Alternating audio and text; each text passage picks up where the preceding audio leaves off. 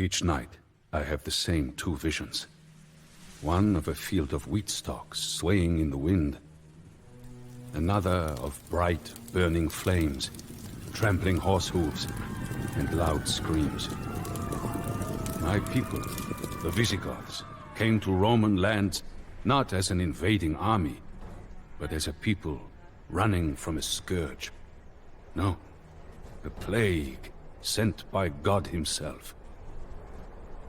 We warned the Romans of the impending danger, but they ignored us. They despised and distrusted our kind. They treated us poorly, gave us barren lands, and when we suffered famine, they made us sell our children for food.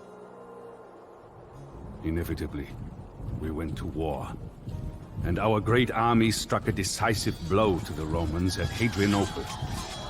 We slew their emperor and forced them to allow our people to settle in Roman lands. Our victory taught the Romans to not underestimate Gothic warriors. In exchange for the land they gave us, our young men would serve in the Roman armies, fighting alongside our former enemies. As wars broke out between the eastern and western halves of the Empire, we gathered our spears and served Rome in battle. The dead bodies of young Goth warriors littered the flanks of the Julian Alps. For all the blood we shed, the Romans did not give us even a crumb of gratitude. A Gothic commander in the Roman army encouraged us to desert and go back to our people. Hardship is upon your families, wives, and children, and your people need your help now more than ever, he said. Few had heard of Alaric, this Gothic commander, but he managed to gain a strong reputation during his service in the Roman army. He was a tall man, with a voice that could silence a crowd. When Alaric spoke, all heads turned in his direction, and his eyes flickered with an inextinguishable fire. The elders of the Visigothic tribes elected Alaric king of the Visigoths. Never before had there been a single king, but never before had there been a man like Alaric. We were drawn into another war with Rome. The Romans had failed to fulfill their promises of lands for our families, and Alaric was determined to force them to remember their promises. He marched our army south into Greece.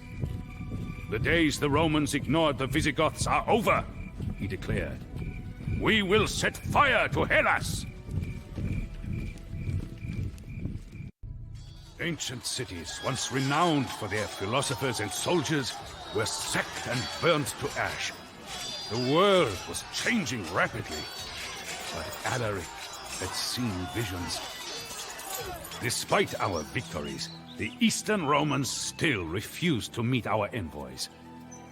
Instead, we turned west. The half-Vandal general Stilicho was the driving power behind the Western Roman Empire. He knew Alaric from when our king served the Romans.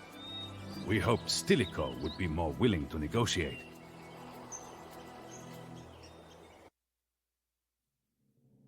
Rumors spread that Stilicho was ready to make a deal with Alaric.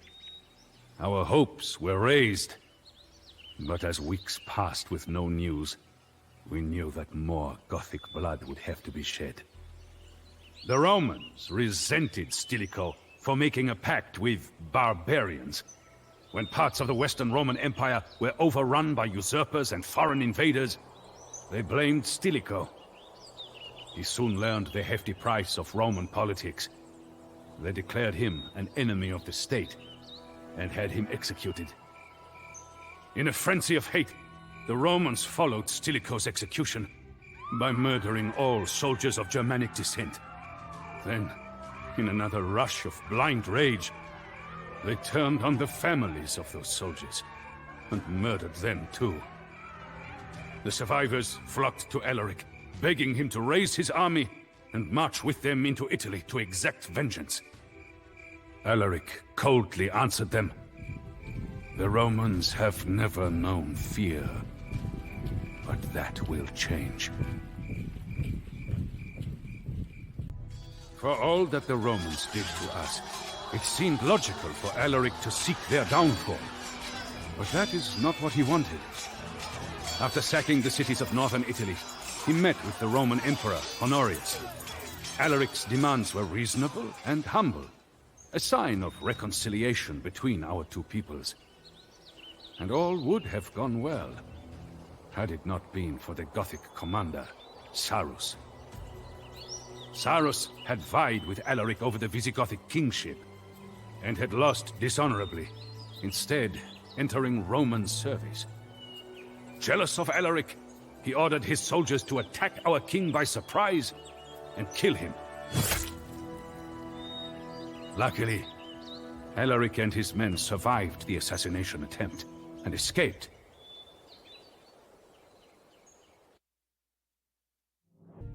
Never had I seen Alaric lose his temper, but Sarus' betrayal infuriated him. He ordered me, his brother-in-law, to commence the siege of Rome. The walls of Rome were huge and had not been breached since Brennus and his Gauls. However, years of decline had weakened the city, and its walls were badly in need of repairs. Inciting the men to battle, Alaric vowed, "If the Romans want fire and steel, it is fire and steel that we will give them." During the long weeks spent besieging Rome, Alaric's calm nature returned. He issued an order to the warriors to spare the city when conquered.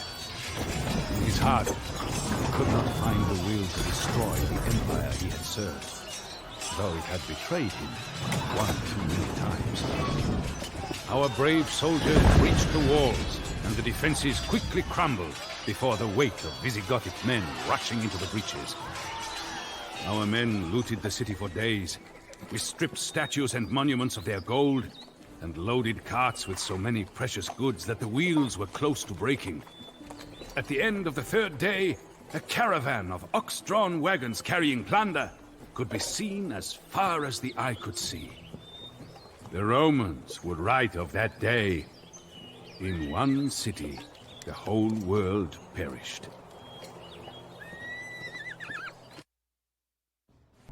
With Roman treachery repaid, Alaric looked to the future of our people. He planned to sail us to the fertile Roman province of Africa. But before we left, he passed from this world. Our people mourned for days, and Alaric's body was buried underneath a river stream. The channel diverted to dig the grave, then made to flow again, hiding his tomb forever. Soon after, the fleet that was to take us to Africa sank in a storm. Once again, desperation fell upon our people. It was at that moment of despair that I, as the dead king's brother-in-law, spoke. I reminded everyone of Alaric's dream, of his commitment to the survival of our people, and of the impossible obstacles we had overcome. I told them that Alaric and I shared the same vision, a vision that we, in honor of his memory, ought to fulfill. I concluded, Alaric has carved a path for us, and that path leads to Gaul.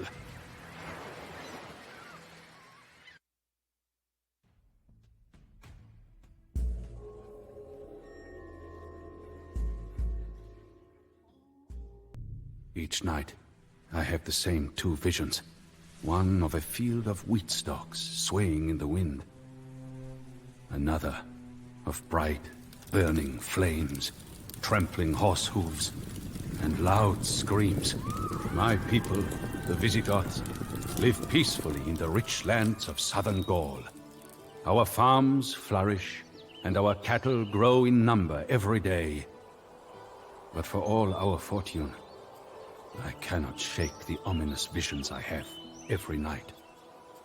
Like Alaric, I have seen the future. The Huns are coming, and they will stop at nothing.